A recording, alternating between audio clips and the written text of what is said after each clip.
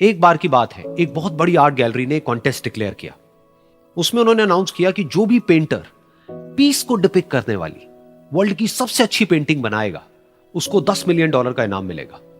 यह बात पूरी दुनिया में फैल गई और पूरी दुनिया से हजारों पेंटर्स ने अपनी अपनी पेंटिंग भेजी उस कॉन्टेस्ट में पार्टिसिपेट करने के लिए। उन हजारों पेंटिंग्स में से जो इस कॉन्टेस्ट के जजेस थे उन्होंने फाइनली 100 पेंटिंग्स को शॉर्टलिस्ट किया और उन 100 पेंटिंग्स की एक एग्जीबिशन लगाई। उस एग्जीबिशन में इन सारे पेंटर्स को तो इनवाइट किया ही किया, साथ ही साथ मीडिया वाले भी बैठे हुए थे और मीडिया वालों के साथ हजारों लोगों की भीड़ भी जमा थी। क्योंकि प्राइज अमाउंट इतना बड़ा था तो सबका इंटरेस्ट था ये जानने में कि कौन जीतेगा, कि वो पेंटिंग कैसी होगी और कौन वो पेंटर होगा जिसको इतना बड़ा अमाउंट मिलेगा। फाइनली वो दिन आ ही गया। वहां पर सारी ही पेंटिंग्स देखने लायक थी और एक से बढ़कर एक थी। उसमें से कुछ पेंटिंग्स थी जहां पर सबसे ज्यादा भीड़ थी। जैसे एक पेंटिंग थी जहां पर एक बिल्कुल साफ पानी की नदी बह रही थी, जिसके पीछे कुछ पहाड़ थे, उसके ऊपर बर्फ जमी हुई थी और पीछे से सनराइज हो रहा था। एक और पेंटिंग थी जहां पर पेंटर ने पीस को डिपिक्ट किया था फुल मून नाइट के थ्रू, यानी कि एक बिल्कुल पीसफुल लेक थी जिसका पानी बिल्कुल स्टिल था, इतना स्टिल कि उसके अंदर आप रिफ्लेक्शन देख सकते थे आसपास में जो भी कुछ था उसका, बिल्कुल एक मिरर की तरह। और बिल्कुल डार्क आसमान में कुछ तारे चमक रहे थे और एक चांद चमक रहा था।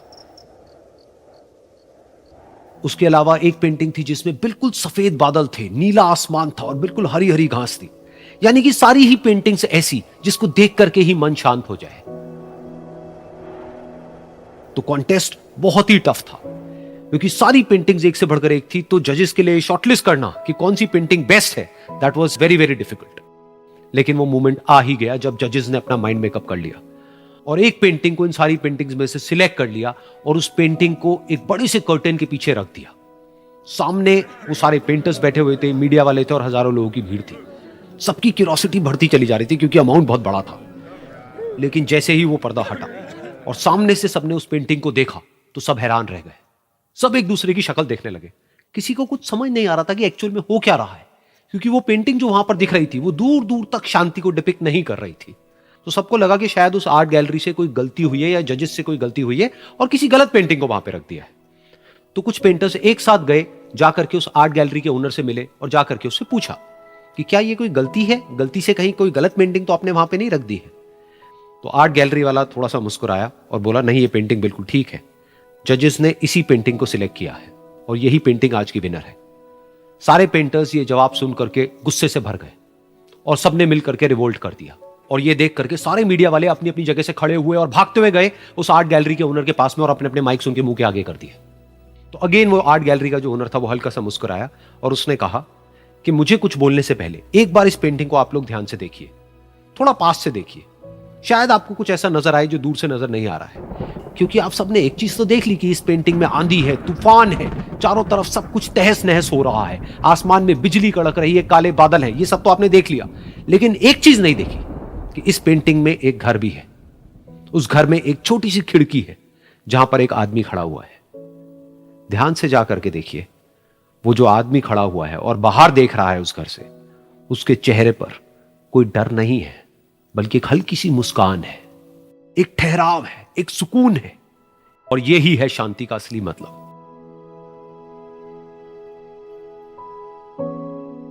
यानी कि शांति का मतलब यह नहीं है कि हमारे बाहर सब कुछ शांत है और फिर हम शांत हैं, क्योंकि वो टेम्पररी है। असली शांति का मतलब यह है कि हमारे बाहर चाहे जो कुछ भी हो रहा हो, हम अंदर से पूरी तरह से शांत हैं, हमारा मन शांत है। क्योंकि जिसका मन शांत नहीं है उसको चाहे आप कितनी भी सुंदर से सुंदर जगह पर ले जा करके बिठा दो, वो वहां पर भी जाकर के दुखी ही रहेगा। लेकिन दूसरी तरफ से जिसका मन शांत है, उसके बाहर चाहे कुछ भी हो रहा हो, चाहे मौसम कैसा भी हो, चाहे उसके आसपास में सब कुछ तहस नहस हो रहा हो, तूफान हो, लेकिन वो अंदर से बिल्कुल शांत रहेगा। और यही है शांति का असली मतलब।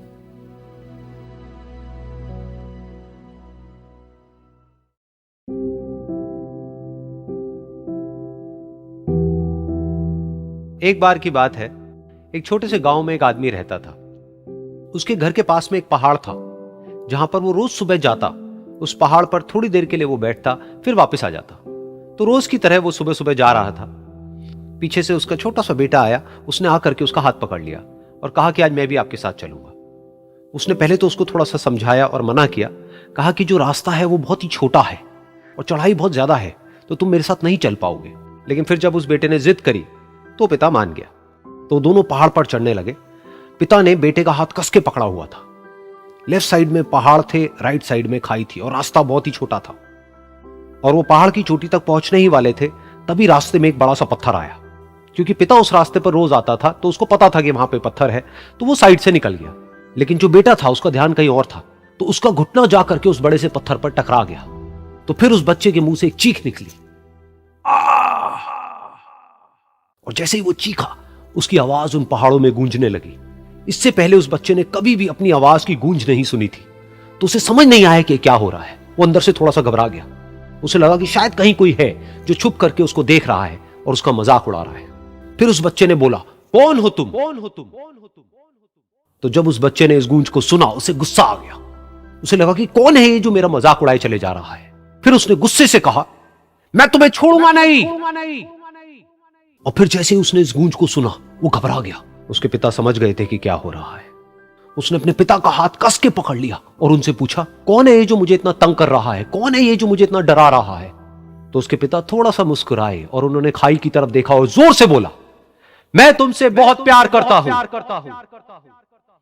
ये सुनकर वो बच्चा हैरान हो गया। उसे समझ नहीं आया कि हो क्या रहा है, कि वही इंसान जो उसका मजाक उड़ा रहा है और उसको तंग कर रहा है, वो उसके पिता को बोल रहा है कि मैं तुमसे बहुत प्यार करता हूं। तो उसके पिता ने अपने बेटे को देखा और वो समझ गए कि उसके मन में क्या चल रहा है। और फिर दोबारा उन्होंने बोला, तुम बहुत अच्छे हो। और ये सुनकर उनका बेटा भी थोड़ा सा मुस्कुराया और पूछा अपने पिता से कि ये क्या हो रहा है। और फिर उसके पिता ने अपने बेटे को समझाया, ये जो आवाज तुम सुन रहे हो ना, ये किसी और की नहीं है, ये तुम्हारी ही आवाज है जो कि पहाड़ों में गूंज रही है और तुम्हें अपनी ही आवाज सुनाई दे रही है। जैसा तुम बोलते हो ठीक वैसा ही तुम्हें सुनाई देता है। अगर तुम गुस्से से कुछ कहोगे तो पलट करके जो आवाज आएगी उसमें भी गुस्सा होगा, लेकिन अगर तुम कुछ अच्छा कहोगे तो वो आवाज भी अच्छी होगी। बिल्कुल इसी तरह से हमारी जिंदगी में भी होता है। जैसा तुम अपने मन में इस जिंदगी के बारे में सोचते हो, ये जिंदगी तुम्हारे लिए बिल्कुल वैसी ही हो जाती है। अगर तुम मन ही मन अपने आप को ये बोलते रहोगे कि मेरी जिंदगी तो बहुत ही बुरी है, तो तुम्हारी जिंदगी सच में बुरी हो जाएगी। और अगर तुम अपनी जिंदगी से प्यार करोगे तो तुम्हारी जिंदगी भी तुमसे प्यार करेगी। ये बात उस बच्चे के दिमाग में घर कर गई और फिर वो दोनों उस पहाड़ की चोटी पर गए। लेकिन बच्चे के दिमाग में यही बात घूम रही थी। और फिर वो बच्चा खिलखिला के हंसा और उसने अपने दोनों हाथ खोले और अपनी पूरी ताकत से बोला, मैं तुमसे बहुत प्यार करता हूं।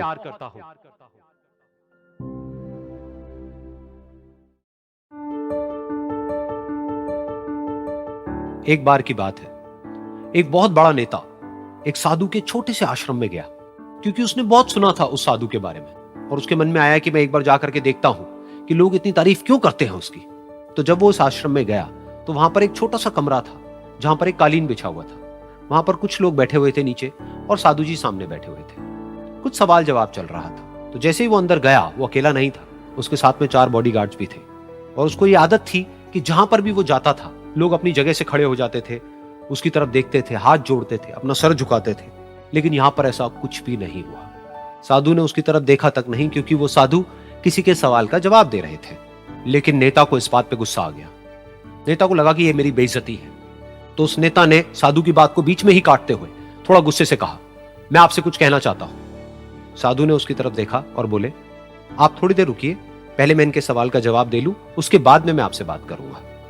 तब तक अगर आप चाहें तो आप बैठ सकते हैं। बस साधु का इतना कहने की देर थी। नेता का चेहरा गुस्से से लाल हो गया और फिर उसने अपना सारा गुस्सा उस साधु के ऊपर निकाल दिया। अभी तक वो नेता बहुत ही तमीज से बात कर रहा था, यानी कि आप कह करके बात कर रहा था। अब वो तू तड़ाक पे उतर आया। नेता ने उस साधु को कहा, तुझे पता भी है मैं कौन हूं और तू किससे बात कर रहा है? साधु ने उसकी तरफ देखा और कहा, मुझे इससे कोई फर्क नहीं पड़ता कि आप कौन हैं, लेकिन आप जो कोई भी हैं, अगर आप चाहते हैं कि मैं आपके सवाल का जवाब दूं या आपसे बात करूं तो आपको कुछ देर रुकना होगा। और साधु के ये कहते ही नेता गुस्से से पागल हो गया और वहीं सबके सामने चीखने चिल्लाने लग गया, अब मैं तुझे तेरी असली औकात दिखाऊंगा। तूने मुझसे पंगा लेकर के ठीक नहीं किया है। तुझे पता भी है मैं तेरे बारे में क्या सोचता हूं। साधु ने फिर से उसकी तरफ देखा और बड़े ही प्रेम से कहा कि मुझे इससे कोई फर्क नहीं पड़ता है कि आप मेरे बारे में क्या सोचते हैं।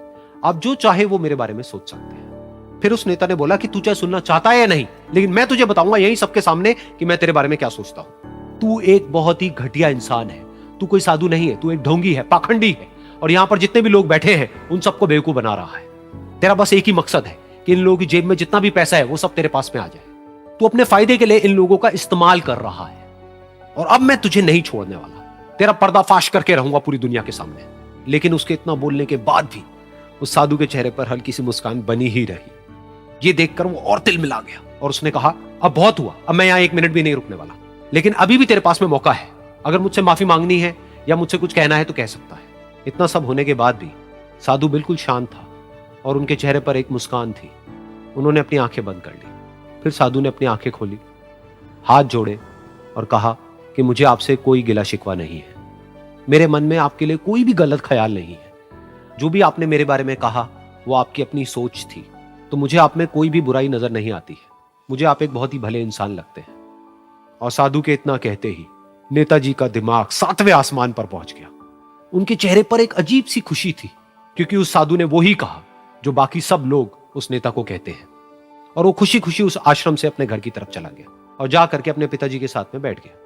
उसके पिताजी की आंखें बंद थी और वो ध्यान में थे। पूरी जिंदगी उन्होंने सिर्फ लोगों की सेवा करी और बदले में कुछ भी एक्सपेक्ट नहीं किया। तो थोड़ी देर बाद जब उन्होंने अपनी आंखें खोली और देखा अपने बेटे को अपने साथ बैठे हुए, तो उनके बेटे के चेहरे पर आज एक अजीब सी खुशी थी जो आज से पहले उन्होंने कभी नहीं देखी थी। फिर उसने एक एक करके सब कुछ बताया कि आज क्या हुआ, किस तरह से वो आश्रम गया, वहां पर क्या हुआ, उसने क्या कहा, उन्होंने क्या कहा।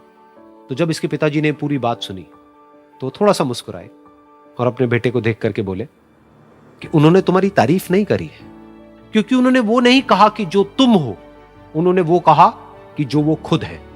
और तुमने जो भी कुछ उनको कहा वो नहीं कहा कि जो वो है, बल्कि तुमने वो कहा जो तुम खुद हो। यही बात वेदों में भी कही गई है, यथा दृष्टि तथा सृष्टि। ये दुनिया तुम्हें वैसी नहीं दिखती है जैसी कि ये दुनिया है। ये दुनिया तुम्हें वैसी दिखती है जैसे तुम खुद हो। जिसकी नजर जैसी है उसके लिए ये दुनिया वैसी ही है। तो अगर तुम अपनी दुनिया को बदलना चाहते हो तो उसका सिर्फ एक तरीका है, अपनी नजर को बदलो।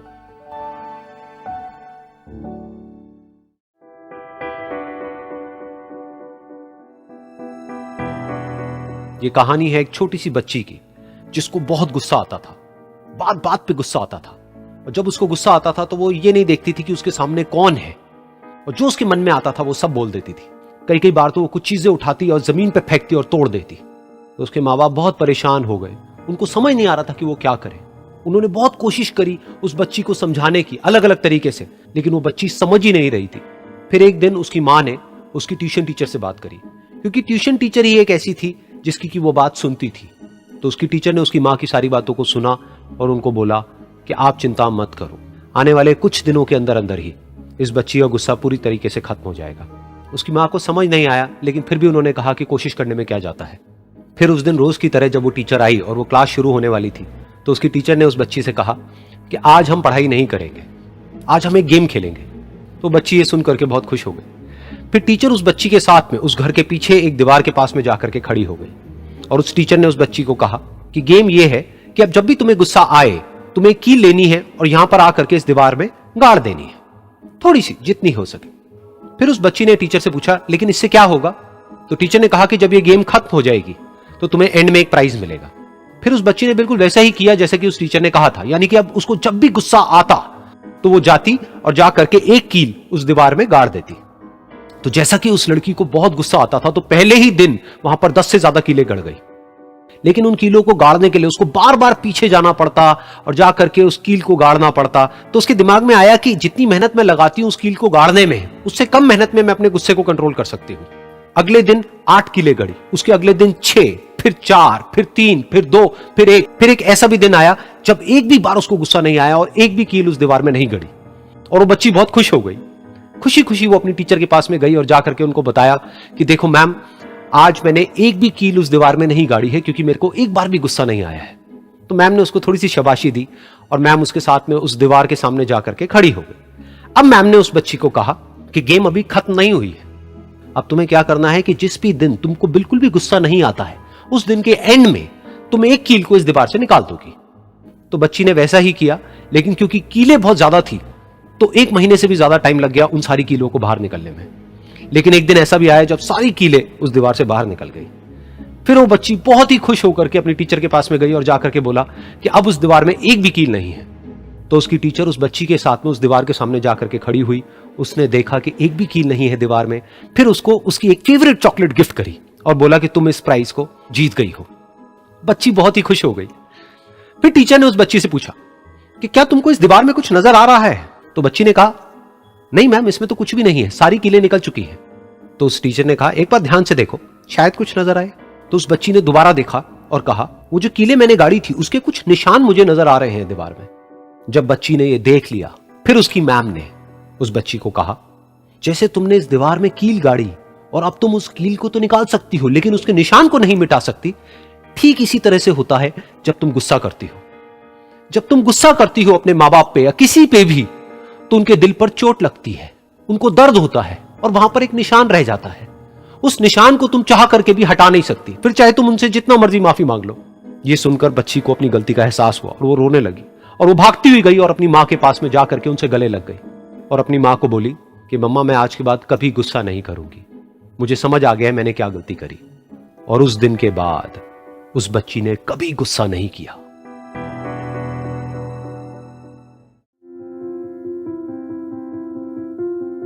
एक बार एक लड़की ने एक एंट्रेंस एग्जामिनेशन को क्रैक करने की बहुत कोशिश करी, बहुत मेहनत करी, लेकिन उसके बाद भी वो उसको क्रैक नहीं कर पाई, जिसकी वजह से वो अंदर से पूरी तरह से टूट गई, बहुत परेशान रहने लग गई, दुखी रहने लग गई।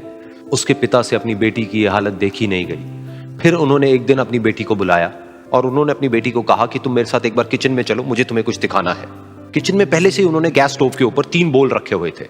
फिर उन्होंने उन तीनों बोल्स के अंदर पानी भरा, एक के अंदर कुछ आलू डाले, एक के अंदर कुछ अंडे और एक के अंदर कॉफी बीन्स, और उसको उबलने के लिए छोड़ दिया। उसके बाद में 5 मिनट हो गए, 10 मिनट हो गए, 20 मिनट हो गए और वो वहां पर खड़े रहे अपनी बेटी के साथ में और उसको देखते रहे।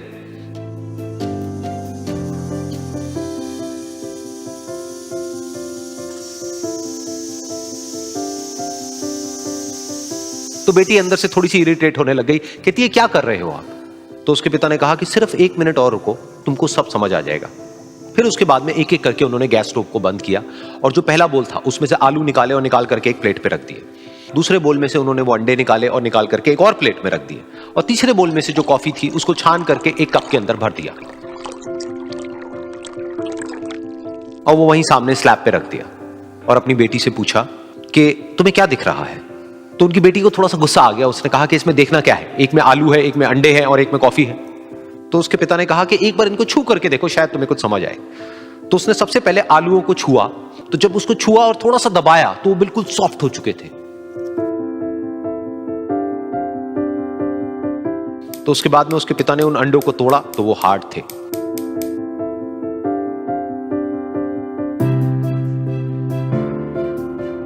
और फिर उसके पिता ने वो कॉफी वाला कप उठाया और अपनी बेटी को कहा कि एक बार इसको सूंघ करके देखो। तो जब उनकी बेटी ने उस कॉफी को सूंघा तो उसके चेहरे पर एक स्माइल आ गई। फिर उसके पिता ने अपनी बेटी को कहा कि तुमने ध्यान से देखा कि क्या हुआ यहां पर? ये तीनों ही बिल्कुल एक ही सिचुएशन में गए, लेकिन तीनों ने अलग अलग तरीके से रिस्पॉन्ड किया। तो पहला यानी कि आलू, जब हमने उसको उस पानी में डाला था उससे पहले वो बहुत ही हार्ड थे और स्ट्रांग थे, लेकिन गर्म पानी में जाने के बाद में वो अंदर से बिल्कुल सॉफ्ट हो गए, यानी कि कमजोर पड़ गए। दूसरे थे अंडे, जो गर्म पानी में जाने से पहले अंदर से बिल्कुल ही कमजोर थे, लेकिन गर्म पानी में जाने के बाद वो अंदर से स्ट्रांग हो गए। तीसरी थी कॉफी, जिसने कुछ ऐसा किया जो इन दोनों से बिल्कुल अलग था, यानी कि उसने उस गर्म पानी में जाने के बाद में खुद को नहीं बदला बल्कि उस पानी को ही बदल दिया। बिल्कुल इसी तरह से हमारी जिंदगी में भी होता है। तुम्हारे ऊपर है कि तुमको इन तीनों में से क्या बनना है। एक, आलू के जैसा, यानी कि जब तुम्हारी जिंदगी में कोई मुश्किल आए तो तुम अंदर से पूरी तरह से टूट जाओ, यानी कि कमजोर पड़ जाओ। दूसरा, अंडे के जैसा, यानी कि जैसे ही तुम्हारी जिंदगी में कुछ मुश्किलें आए, वो मुश्किलें तुमको अंदर से तोड़े नहीं बल्कि तुम अंदर से और स्ट्रांग हो जाओ। या फिर तीसरा, यानी कि कॉफी के जैसा, मतलब कि जब तुम्हारी जिंदगी में कुछ मुश्किलें आए तो तुम ना सिर्फ उन मुश्किलों का डट करके सामना करो बल्कि अपनी जिंदगी को ही बदल दो।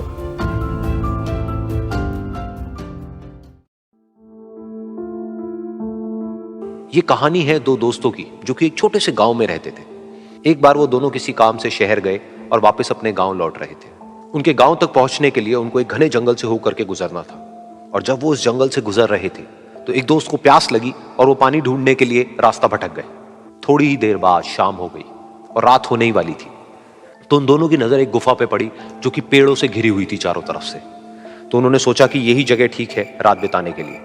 तो दोनों ने कुछ लकड़ियां इकट्ठी करी, उस गुफा के अंदर गए और आग जला करके वहां पे बैठ गए। रात का वक्त था, गुफा के अंदर आग जल रही थी, बाहर बिल्कुल अंधेरा था और कुछ जानवरों की आवाजें आ रही थी। तो उन दोनों में से जो एक दोस्त था वो अंदर ही अंदर डरने लगा, क्योंकि उसने भूत प्रेतों की बहुत कहानियां सुनी थी कि रात के वक्त जंगल में कुछ भयानक आत्माएं भटकती हैं और अगर उनको कोई ऐसा भटका हुआ आदमी मिल जाए तो उसको नहीं छोड़ती। तो जब उसने भूत प्रेतों की बात अपने दोस्त से करी तो उसके दोस्त ने हंसते हुए उससे पूछा, क्या कभी तूने किसी भूत को देखा है? तो उसने कहा, नहीं मैंने तो नहीं देखा, लेकिन मेरे कुछ जान पहचान के लोग हैं जिन्होंने देखा है। तो उसके दोस्त ने उसको समझाने की बहुत कोशिश करी कि यार ऐसी सुनी सुनाई बातों पर विश्वास नहीं करते हैं, अब तू सो जा और मुझे भी सोने दे, मुझे नींद आ रही है। और इतना कह करके उसका दोस्त वहीं पर लेट गया और थोड़ी देर में सो गया। लेकिन वो जो अंदर से डरा हुआ था वो लेट तो गया, लेकिन उसको नींद नहीं आ रही थी। उसको लग रहा था कि शायद यहां पर कहीं कोई है जो छुप करके कहीं से उसको देख रहा है। उस आग की वजह से कुछ परछाइयां बन रही थी वहां पर पत्थरों पर, तो उन परछाइयों को देख करके भी वो डर रहा था। फिर कुछ घंटे तक ऐसे ही चलता रहा। फिर उसके बाद में क्योंकि वो थका हुआ था तो उसको नींद आ गई। लेकिन नींद आने के कुछ देर बाद ही उसको एक सपना आया। सपने में उसको एक बहुत ही भयानक परछाई उसकी तरफ बढ़ती हुई नजर आई। अब जैसे जैसे वो अंदर से डरता चला जा रहा था, वो परछाई उसके और पास आती चली जा रही थी और बड़ी होती चली जा रही थी। और उस परछाई में एक हाथ उसको नजर आया जिसके बड़े बड़े नाखून थे, और वो हाथ उसकी तरफ बढ़ता चला गया और उसके गले तक पहुंचने ही वाला था कि तभी वो डर करके एकदम से उठा। फिर उसने अपने दोस्त की तरफ देखा जो कि सो रहा था, उसको पकड़ करके जोर से उठाया। फिर उसने अपने दोस्त को बताया कि उसके साथ में क्या हुआ। तो उसका दोस्त फिर हंसने लगा। फिर उसके दोस्त ने उसको कहा, अब अगर दोबारा से तुझे वो परछाई दिखे तो तू वही कहियो जो मैं तुझे कह रहा हूं कहने के लिए, फिर देखते हैं वो परछाई तेरा क्या करती है। तुझे अपने अंदर ही अंदर बोलना है, मैं तुझसे नहीं डरता, सामने आ। तो उसके दोस्त ने वैसा ही किया। थोड़ी देर बाद दोबारा से उसको सपने में वही परछाई नजर आई और वो परछाई धीरे धीरे उसकी तरफ बढ़ने लगी। लेकिन इस बार वो उस परछाई से डरा नहीं, बल्कि अपनी पूरी हिम्मत जुटा करके उसने वो ही कहा, मैं तुझसे नहीं डरता, सामने आ। मैं तुझसे नहीं डरता, सामने आ। मैं तुझसे नहीं डरता, सामने आ। जैसे जैसे वो ये बोलने लगा, वो परछाई छोटी होने लगी और उससे दूर होने लगी। वो बोलता रहा, वो परछाई छोटी होती रही और धीरे धीरे वो परछाई दिखनी बंद हो गई। बिल्कुल ऐसा ही हमारी जिंदगी में भी होता है। हमारे अंदर जितने भी डर है, उससे हम जितना डरते हैं हम उतना ही छोटे होते चले जाते हैं और वो डर उतने ही बड़े होते चले जाते हैं। लेकिन अगर हम अपने अंदर के डरों से नहीं डरते हैं और उसका सामना करते हैं तो दुनिया का ऐसा कोई भी डर नहीं है जो कि हमें डरा पाए।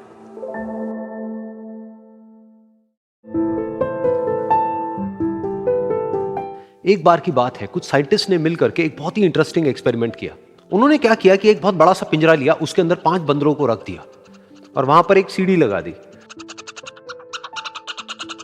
उस सीढ़ी के टॉप पर कुछ केले रख दी। फिर उन साइंटिस्ट ने क्या किया कि जैसे ही कोई भी बंदर उस सीढ़ी पर चढ़ता केलों तक पहुंचने के लिए, तो ऊपर से ठंडे पानी की बारिश करने लग जाते।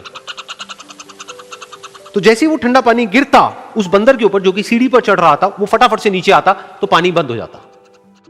फिर दोबारा से कोई और बंदर उस सीढ़ी पर चढ़ता उन केलों तक पहुंचने के लिए, दोबारा से यही होता। दोबारा से ऊपर से ठंडे पानी की बारिश होती, वो बंदर जैसे ही नीचे आता दोबारा से बारिश बंद हो जाती। तो बंदरों ने इसका मतलब यह निकाला कि जैसे ही कोई भी सीढ़ी पर चढ़ता है तो ऊपर से ठंडा पानी गिरता है। फिर उसके बाद में जैसे ही कोई भी बंदर उस सीढ़ी पर चढ़ने की कोशिश भी करता तो बाकी के बंदर सब इकट्ठे होकर के उसको पकड़ते, उसको मारते, उसको पीटते और उसको नीचे गिरा देते। फिर दोबारा कोई कोशिश करता, दोबारा उसके साथ भी ऐसा ही होता। फिर उन साइंटिस्ट ने क्या किया कि उन 5 बंदरों में से एक बंदर को उस पिंजरे में से निकाला और उसकी जगह एक नए बंदर को उस पिंजरे के अंदर डाल दिया। अब उस बंदर को नहीं पता था कि यहां पर क्या खेल चल रहा है। उसको जैसे ही सीढ़ी के ऊपर वो केले नजर आए, वो फटाफट से उस सीढ़ी के ऊपर चढ़ने लगा। अब की बार साइंटिस्ट ने कोई बारिश नहीं करी, लेकिन फिर भी जो बाकी के बंदर थे उन्होंने इसको पकड़ा, सीढ़ी से नीचे उतारा और मारने पीटने लग गए। इस बंदर को समझ नहीं आया कि मेरे को क्यों मारा जा रहा है, तो उसने दोबारा कोशिश करी। जैसे ही उसने दोबारा कोशिश करी, दोबारा से उन 4 बंदरों ने वही किया। तो अब इस नए बंदर के दिमाग में क्या बैठ गया कि सीढ़ी पर चढ़ना मना है, अगर सीढ़ी पर चढ़ते हैं तो मार पड़ती है। उस सीढ़ी पर चढ़ना क्यों मना है और क्यों मार पड़ती है वो उसको नहीं पता था, बट उसके दिमाग में ये बैठ गया कि इस सीढ़ी पर नहीं चढ़ना है, ना किसी को चढ़ने देना है। फिर दोबारा से उन साइंटिस्ट ने क्या किया कि जो पुराने 4 बंदर थे उसमें से एक बंदर को निकाला और एक नए बंदर को उसी जगह पर डाल दिया। अब इस नए बंदर ने भी वही किया जो इससे पहले वाले ने किया था, यानी कि वो भागता हुआ गया, उस सीढ़ी के ऊपर चढ़ने की कोशिश करी, उन केलों तक पहुंचने की कोशिश करी, बाकी 4 इकट्ठे हो गए और उन्होंने उसको मारा पीटा, सीढ़ी से नीचे गिरा दिया। उसको कुछ समझ नहीं आया, उसने दोबारा कोशिश करी, दोबारा उसके साथ यही हुआ। और अब इस बंदर के दिमाग में भी यही बैठ गया कि सीढ़ी पर चढ़ना मना है और सीढ़ी पर चढ़ने से मार पड़ती है। फिर साइंटिस्ट ने एक एक करके जो पुराने 3 बंदर बचे हुए थे उसमें से भी एक एक करके उन बंदरों को निकाला और उनकी जगह पर 3 नए बंदर आ गए।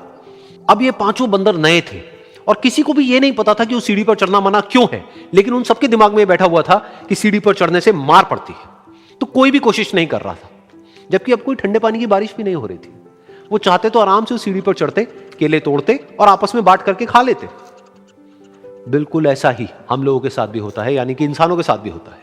हजारों साल पहले कोई प्रथा बनी होती है, कोई रीति रिवाज होता है जिसके पीछे कोई ना कोई वजह होती है, लेकिन वो वजह खत्म होने के बाद भी वो प्रथा चलती रहती है, वो रीति रिवाज चलते ही रहते हैं। किसी में इतनी हिम्मत नहीं होती है ये पूछने की कि हम क्या कर रहे हैं, क्यों कर रहे हैं। बस सबको ये पता होता है कि ऐसा ही होता है। तो वो एक्सपेरिमेंट जिसके बारे में अभी मैंने आप लोगों को बताया, यानी कि वो बंदरों का एक्सपेरिमेंट, उसमें तो बेचारे बंदर हैं, जानवर हैं, उनको नहीं पता है कि क्वेश्चन कैसे पूछते हैं। लेकिन अगर हम इंसान होने के बावजूद भी क्वेश्चन ना करें तो हमारे में और जानवरों में क्या फर्क है?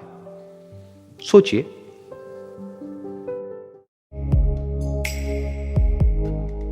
एक छोटा सा गांव था, वहां पर एक आदमी पहाड़ पर पत्थर तोड़ने का काम करता था।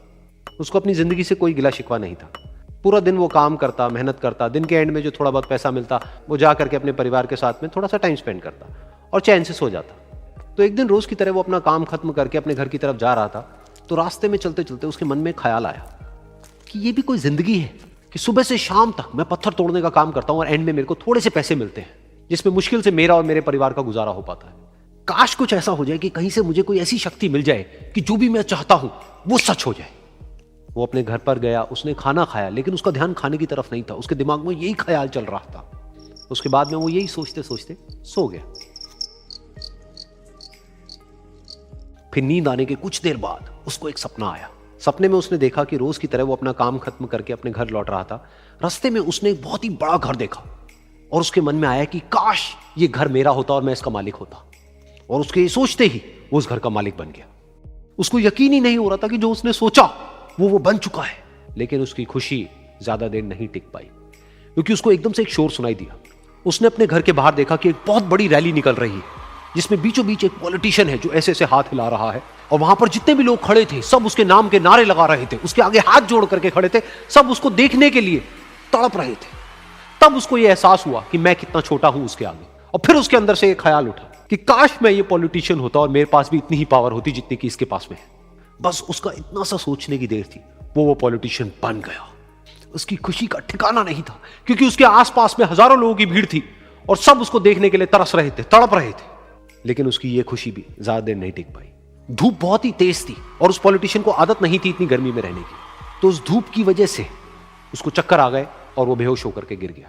फिर उसको एहसास हुआ कि ये पॉलिटिशियन सबसे ताकतवर नहीं है, ये जो सूरज है ये सबसे ताकतवर है। और उसके मन में आया कि काश मैं ये सूरज बन जाऊं तो मेरे आगे कोई नहीं टिक पाएगा। और उसका इतना सा सोचने की देर थी और वो सूरज बन गया और वो खुशी से पागल हो गया, क्योंकि पूरी दुनिया को वो ही रोशन कर रहा था और पूरी दुनिया में ऐसा कोई नहीं था जो कि उसकी रोशनी को रोक सके। लेकिन उसकी ये खुशी भी ज्यादा देर टिक नहीं पाई, क्योंकि कुछ ही देर बाद आसमान में कुछ काले बादल आए जिन्होंने कि उस सूरज की रोशनी को रोक दिया। फिर उसको यह एहसास हुआ कि इस दुनिया में ऐसा भी कोई है जिसमें दम है उसकी रोशनी को रोकने का। और उसके मन में एक ख्याल उठा कि काश मैं वो बादल बन जाऊं। और वो बादल बन गया और आसमान में उड़ने लगा। उसको ऐसा लगा कि मैं आसमान में उड़ रहा हूं और अब मैं जहां चाहे वहां जा सकता हूं।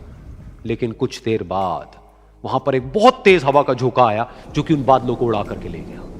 अब फिर उसे ये समझ आया कि ये जो बादल हैं वो सूरज की रोशनी को तो रोक सकते हैं, लेकिन हवा को नहीं रोक सकते। ये हवा उनको बहा करके ले जाती है। फिर उसके मन में आया कि काश मैं ये हवा बन जाऊं, और वो हवा बन गया। हवा बनने के बाद में उसको अपने अंदर एक अलग ही ऊर्जा का अनुभव हुआ।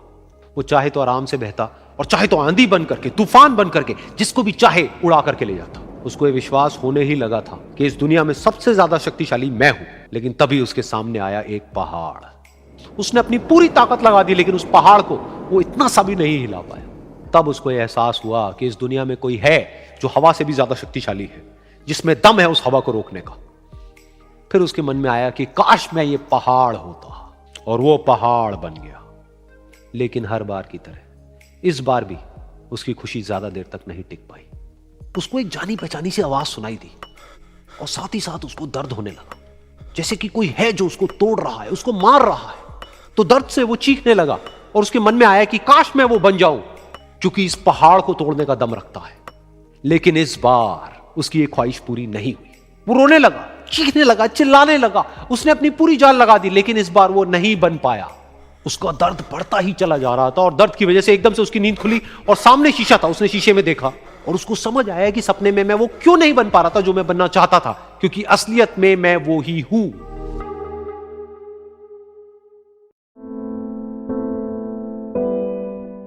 ये कहानी है दो दोस्तों की, और उनकी दोस्ती की शुरुआत हुई थी अभी कुछ दिन पहले हॉस्पिटल के कमरे से, जहां पर वो दोनों एडमिट थे।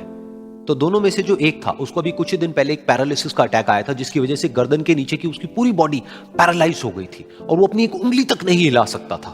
और पूरे दिन जो भी नर्स उसके पास में आती, वो उसको एक ही बात कहता कि मुझे कोई ऐसा इंजेक्शन दे दो जिससे कि मैं मर जाऊं, अब मैं और जीना नहीं चाहता, ऐसी जिंदगी का मैं क्या करूंगा। तो उसका जो दोस्त था उस कमरे में, क्योंकि वो चल फिर सकता था, तो रोज सुबह और रोज शाम को उस कमरे में एक खिड़की थी, उसके पास में जाकर के खड़ा हो जाता और अपने दोस्त को बताता कि उस खिड़की के बाहर क्या चल रहा है। बिल्कुल नीला आसमान है, सफेद बादल है, हल्की हल्की हवा चल रही है और कुछ पंछी उड़ रहे हैं। एक बहुत ही सुंदर बीच है जहां पर कुछ बच्चे मिट्टी के घरौंदे बना रहे हैं। कुछ लोग हैं जो वहां पर बैठे हुए बस समुद्र की लहरों को देख रहे हैं। कुछ लोग जॉगिंग कर रहे हैं, कोई एक्सरसाइज कर रहा है, कोई पतंग उड़ा रहा है। वहां पर एक आइसक्रीम की स्टॉल है जहां पर कुछ लोग आकर के आइसक्रीम खा रहे हैं। और सनसेट के टाइम पे जो पानी है वो पूरा गोल्डन हो जाता है और चमकने लगता है। तो शुरू में तो जब उसने वो सब बताना शुरू किया तो उसके दोस्त के ऊपर ज्यादा असर नहीं हुआ, लेकिन धीरे धीरे उसके अंदर जीने की चाह जागने लगी। अब वो सुबह का इंतजार करने लगा कि जल्दी से सुबह हो और मेरा दोस्त मुझे बताए कि आज यहां पर क्या हो रहा है। कुछ दिन तक ऐसे ही चलता रहा। फिर एक दिन जब वो सुबह उठा तो उसने देखा कि सामने वाला बेड खाली है। फिर उसने नर्स को बुलाया और उससे पूछा कि क्या वो डिस्चार्ज हो गया है। तो नर्स ने कहा कि आपको तो उन्होंने बताया होगा, उनके पास कुछ ही दिन बाकी थे और कल रात को ही उनकी डेथ हो गई है। ये सुन करके उसके अंदर की उम्मीद पूरी तरह से टूट गई, क्योंकि सिर्फ उसका दोस्त ही था जिसने उसको बाहर की दुनिया से जोड़ा हुआ था, जिसकी वजह से वो जान पाता था कि बाहर क्या हो रहा है और ये दुनिया कितनी खूबसूरत है। तो कुछ दिन तक तो वो रोता रहा और उसने जीने की चाह छोड़ दी। लेकिन दूसरी ही तरफ से उसके अंदर कहीं ना कहीं एक नई चाह पैदा हुई कि काश मरने से पहले एक बार मैं खुद अपनी आंखों से देखूं इस खिड़की के बाहर कि दुनिया कैसी है। जैसे जैसे उसकी ये चाह बढ़ने लगी, उसको अपने अंदर एक अजीब सी एनर्जी महसूस होने लगी। और फिर एक दिन उसने अपनी पूरी ताकत लगा दी और किसी तरीके से वो बेड से नीचे गिरा और पकड़ पकड़ करके किसी तरह से उस खिड़की तक पहुंचा। फिर उस खिड़की को पकड़ करके वो खड़ा हुआ और खिड़की के बाहर देख लिया। लेकिन खिड़की के बाहर देखते ही वो गुस्से से भर गया। उसने जोर से नर्स को आवाज लगाई और जैसे ही नर्स आई उसने नर्स से पूछा, ये तुमने क्या किया, ये खिड़की के बाहर काली दीवार क्यों खड़ी कर दी। तो नर्स को समझ नहीं आया वो क्या बोल रहा है और वो बोली कि मुझे 5 साल हो गए हैं यहां पर, जब से मैं आई हूं तब से तो ये काली दीवार यहां पर है। तब जाकर के उसको समझ आया कि उसका वो दोस्त उससे झूठ बोल रहा था। और उसने नर्स से पूछा, अगर ये काली दीवार पिछले 5 साल से यहां पर है तो मेरे दोस्त ने मुझसे झूठ क्यों कहा।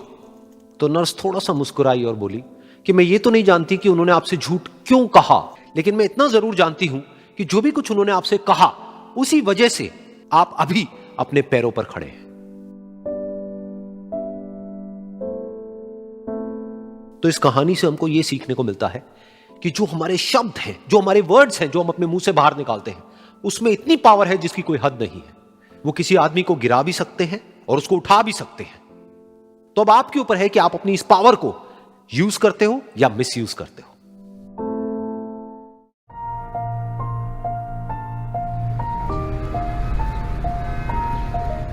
एक बार एक छोटी सी बच्ची हाथ में मिट्टी की गुल्लक लेकर के भागती हुई एक दवाइयों की दुकान पर गई। वो काफी देर तक वहां पर खड़ी रही, लेकिन दुकानदार का ध्यान उसकी तरफ नहीं गया क्योंकि और भी बहुत सारे लोग खड़े हुए थे। उसने दुकानदार को कई बार बुलाया, लेकिन वहां पर भीड़ इतनी थी कि दुकानदार का ध्यान उसकी तरफ गया ही नहीं। और फिर उस बच्ची को थोड़ा सा गुस्सा आया तो उसने अपनी मिट्टी की गुल्लक लेकर के वहीं काउंटर पर जोर से रख दी, जिसके बाद में जो दुकानदार था और जितने भी लोग खड़े थे वो सब उस बच्ची की तरफ देखने लग गए। और फिर उस दुकानदार ने उस बच्ची से पूछा, बेटे आपको क्या चाहिए। तो वो बड़े ही भोलेपन से बोली कि मुझे एक चमत्कार चाहिए। ये सुनकर के दुकानदार को कुछ समझ नहीं आया, ना ही वहां पर जो लोग थे उनको कुछ समझ में आया और सब उसकी तरफ देखने लग गए। फिर दुकानदार ने बोला, बेटे चमत्कार तो यहां पर नहीं मिलता है।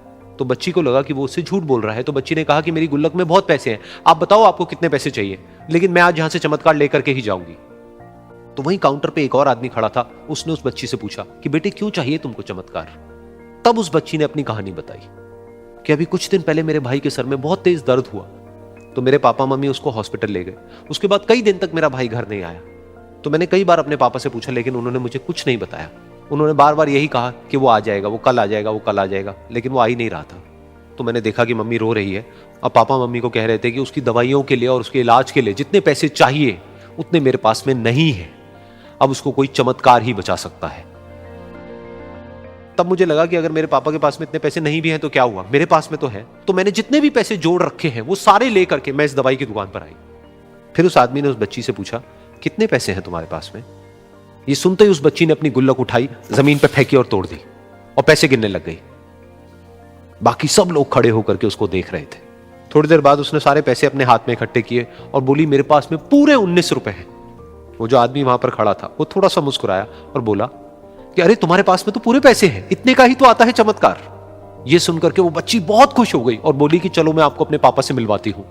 बाद में पता लगा कि वो आदमी कोई आम आदमी नहीं था, बल्कि एक बहुत बड़ा न्यूरोसर्जन था और उसने सिर्फ 19 रुपए में उसके भाई की सर्जरी करी और कुछ ही दिन बाद वो ठीक होकर के घर वापस आ गया। फिर कुछ दिन बाद वो बच्ची, उसका भाई, उसके पापा, उसकी मम्मी चारों एक साथ बैठे हुए थे और बात कर रहे थे। तो उसकी मम्मी ने उसके पापा से पूछा कि अब तो बता दो ये चमत्कार आपने किया कैसे?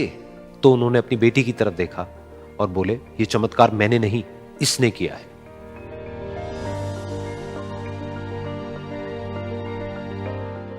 तो यहां पर एक बहुत बड़ी बात है जो हम उस छोटी सी बच्ची से सीख सकते हैं कि जिंदगी में कभी कभी ऐसा होता है कि हमको कोई रास्ता नजर नहीं आ रहा होता है और हम लोग हिम्मत हार जाते हैं। तब हमारे अंदर एक बच्चा होता है जो कोशिश करने से कभी भी पीछे नहीं हटता है। वो हार मानने को तैयार नहीं होता है क्योंकि उसको ना शब्द समझ नहीं आता है। वो बच्चा जिसके लिए कुछ भी नामुमकिन नहीं है, क्योंकि वो हर हाल में कोशिश करता ही रहता है।